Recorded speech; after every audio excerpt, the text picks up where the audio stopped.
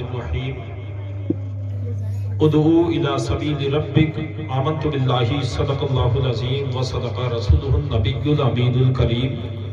ونحن علی ذلک لمن الشاہدین والشاکرین والحمد للہ رب العالمین۔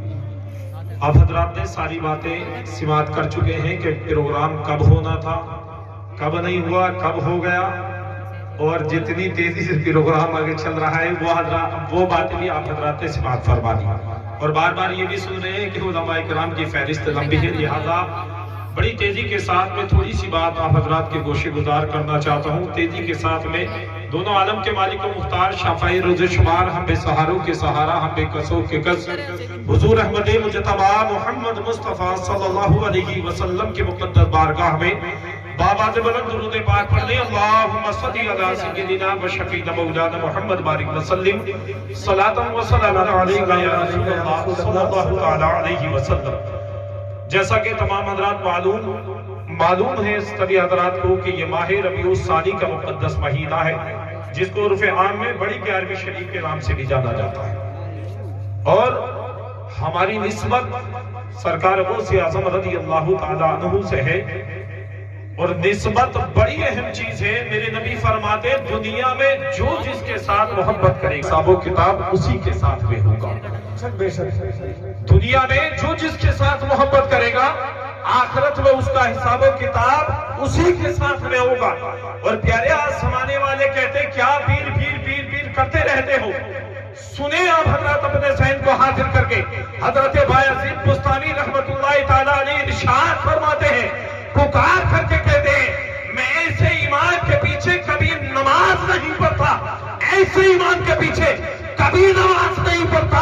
جو ایمان کسی کا مرید نہ ہو، جس کا کوئی پیر نہ ہو، میں ایسے ایمان کے پیچھے کبھی بھی نماز نہیں پڑھتا۔ اللہ اکبر کہنے کا مطلب سیدھا سا یہ ہے، حضرت بایزید بستانی فرماتے ہیں ایسے ایمان کے پیچھے میں کبھی نماز نہیں پڑھتا جس کا کوئی پیر نہ ہو۔ کسی نے پکار کے کہا سرکار ایسا کیوں ہے؟ پکار کے کہتے ہیں ایسا ہی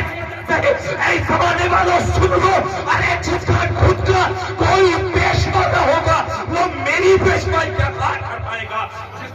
نعرہ تکبیر،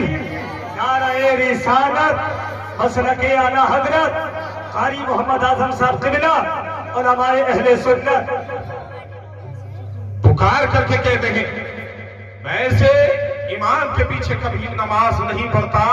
جس کا خود کا کوئی پیر نہ ہو، جس کا خود کا کوئی پیشوا نہ ہو، وہ میرا پیشوا کیسے ہو سکتا ہے؟ اللہ اکبر پیارے، اپنے ذہن کو حاضر کر کے تھوڑی سی بات سن لیں۔ حضرت غوث اعظم رضی اللہ تعالیٰ عنہ کی یاد میں بیٹھنے والوں سنو، اپنے ذہن کو حاضر کر کے سیدی سرکار اعلیٰ حضرت کے نام پر مچل جاتے ہیں، سنی مچل کر کے توڑ جایا کرتے ہیں، بآواز بلند پکار کے سیدی سرکار اعلیٰ حضرت کے نام پر اپنے ہاتھوں کو اٹھا کر کے کہہ رہے یا رسول اللہ، یا رسول اللہ۔ سنیں تھوڑی سی بات، سیدی سرکار اعلیٰ حضرت کے 3 خلیفہ حضرت مولانا ظفر الدین بہاری رحمت اللہ تعالیٰ علیہ اور حضرت صدر الشریعہ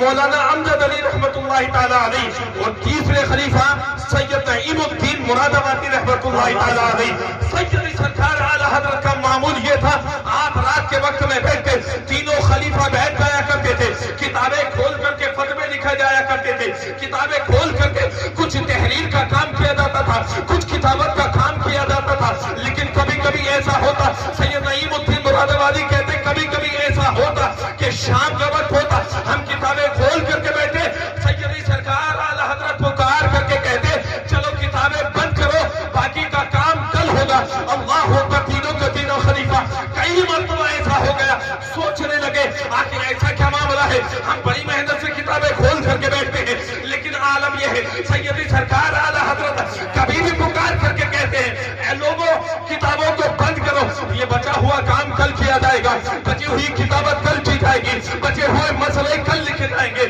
اللہ اکبر، تینوں کے تینوں نے نا ایک دن مشورہ کیا، آخر معاملہ کیا ہے؟ امام احمد رضا خان سیدی سرکار اعلیٰ حضرت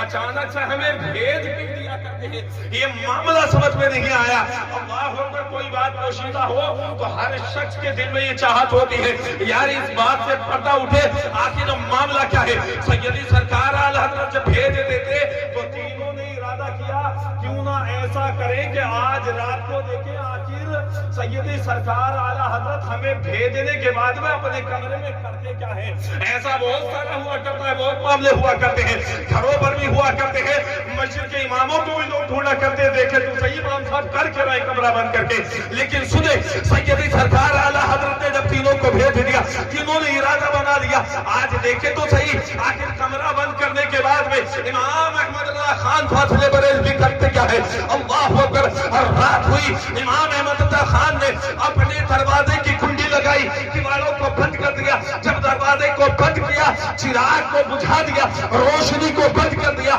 اللہ اکبر، تینوں کے تینوں دروازے پر کھڑے ہیں۔ جب رات کا کچھ پہر گزرا نا تو تھوڑا پہر گزرنے کے بعد میں تینوں نے دروازے پر آ کر کیواڑ پر ہاتھ لگایا نا تو دونوں کیواڑوں کے درمیان اس وقت لکڑی کی کیواڑیں ہوا کرتی تھی، اور آپ جانتے پہلے دروازے ایسے ہوا کرتے تھے، ہاتھ رکھتے تھے تو تھوڑی درار بن جایا کرتی تھی دونوں دروازوں کے درمیان میں، ہاتھ رکھا تو تھوڑی سی روشنی ہوئی، دکھائی دی اندر کا، سیدی سرکار اعلیٰ حضرت اندر ہے، تینوں کے تینوں نے نا کیواڑ کی اوٹ سے دیکھا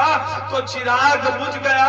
لیکن کمرے کے اندر اچانک سے روشنی ہونا شروع ہو گئی، روشنی ہونا شروع ہو گئی، اللہ اکبر، تینوں دیکھ رہے ہیں، اللہ اکبر، اور جب کیواڑ کی اوٹ سے دیکھا نا تو تینوں نے کیا دیکھا؟ دروازہ بند ہے، کمرے کے اندر سیدی سرکار اعلیٰ حضرت نیچے بیٹھے ہوئے، کوئی دروازے پر بیٹھا ہوا، دروازے پر سے تینوں کے تینوں سبحان اللہ، پکار کر کے کہتے ہیں، تینوں کے تینوں نے نا دروازے کی اوٹ سے جب دیکھا، دروازے سے جب دیکھا، اللہ اکبر، سیدی سرکار اعلیٰ حضرت نیچے بیٹھے ہوئے ہیں، لیکن